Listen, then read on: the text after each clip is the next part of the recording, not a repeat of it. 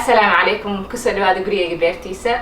مقعد واسعد وحندقنا قبل كم من الصور ودن كمراكنك فيديو ما أنت وجدين شقة عن صو أحضرت عن قبل عربنا إن لشير قريه فيديو ما أنت بحكوا سابسين هاي مرة أو tulips أو أن إلا بمركي أو عن بنانك كبيرة أكتوبر مثل نوفمبر كي عقده وين عن كبيرة so markii shaqadaas aan dhameeyay waxa ii soo haray miro badan oo inta ku jireen garaashka gudaheeda iska dhiga markaas so anigoo shalay wax raadinaya markaas waxaan arkay mirahaanita wali ii tuuran so waxa la dhahay miraha in ma arkina waxa lagu talagalay mirahaanita inay waqti qabow ay soo helaan so markuu barafku hadeertan waqtiga barafkan ku jirnaa barafku markuu dhamaado end of meelaha April markii la gaaro markaas waxyaashaanita kalarada ugu horeeya oo spring colors waaye ayaga ugu horeeya wax soo bixi doona ka bacdi oo waxyaasha kale soo baxayaan so waqtigii hadeertan waxa la joogaa January igu dhamaanayso waxa haystaa February March and then inshallah April so maybe 2 months ilaahay wax qeyr qab ha iga dhigo inay mirahidina hadda aawada beeray inay soo wada baxaan mirahaanaytana wallahi waa color kastaba colorka ka kala duwan yihiin caagadahan waaweynka waxa igu jiro this ku mid la dhaho I think Tang Dynasty I think they grow illa intaan la soo ekaanayaan mirahaanaytana badana ayakoo banaanka dhulka aku beerana waa arki doontiin insha Allah waan idin doonaa so kuwaanayta waxa igu jiro ayagoo cadaan orange iyo jaalle I think kuwaan lixdaanayta hoosena ayagoo color nooca ka buuxaan ayagoo cadaan ayagoo jaalle ayagoo pink iyo ayagoo purple and then kuwaasaytana waxa ka buuxo the same colors or like for different types of tulips so there's a lot of different types of flowers and inshallah I think Eid waxay tahay amalena Ramadaanka is April so inshallah Ramadaanka markuu noo bilaabanayo waxaan ku fureynaa ku soo dhaweynaa ubaxyaashaanaytan so inshallah daawasho wacan hadii oo channelkayga ku cusubtiin walaalayaal please make sure you subscribe give me a like wa ina maalin kale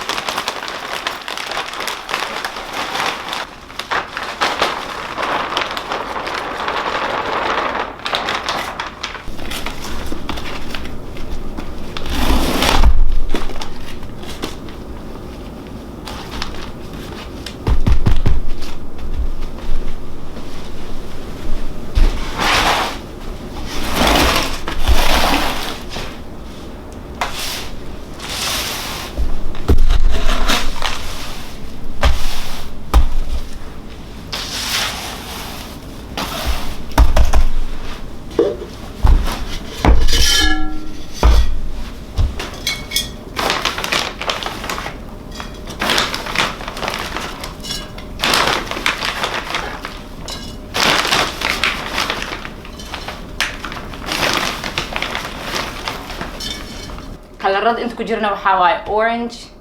white iyo yellow. kuwaanintana waxaan ku beerayaa critical mass aa lahaa. kalarada inta ku jirna waxaa waaye yellow, purple, pink and maroon. So they're beautiful inshallah.